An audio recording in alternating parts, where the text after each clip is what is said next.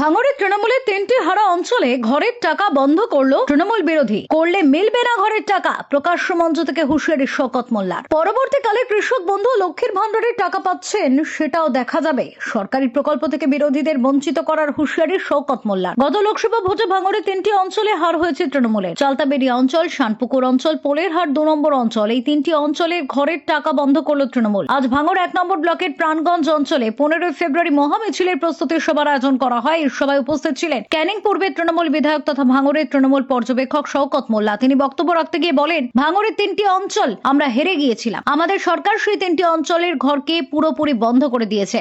দাদার খাবে আর মামার বলবে, আর বলবে ওটা মমতা বন্দ্যোপাধ্যায়ের বাবার টাকা, মমতা বন্দ্যোপাধ্যায়ের টাকা দেবে।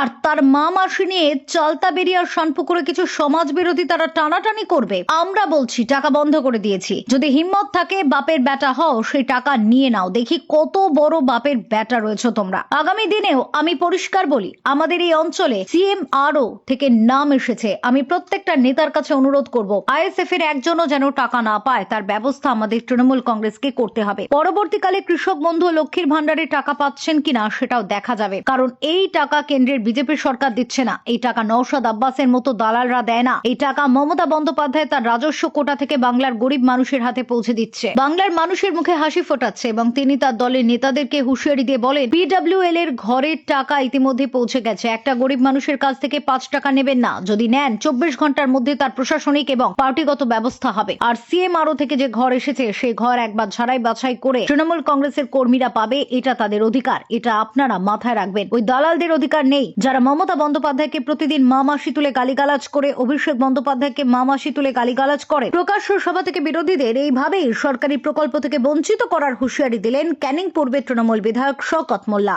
দাদার খাবে আর মামার গাইবে, বলবে ওটা মমতা বন্দ্যোপাধ্যায়ের বাবার টাকা। মমতা বন্দ্যোপাধ্যায় সরকার টাকা দেবে আর তার মা মাসি নিয়ে এই চালতাবেড়িয়া শানপুকুরের কিছু সমাজ বিরোধী তারা টানাটানি করবে।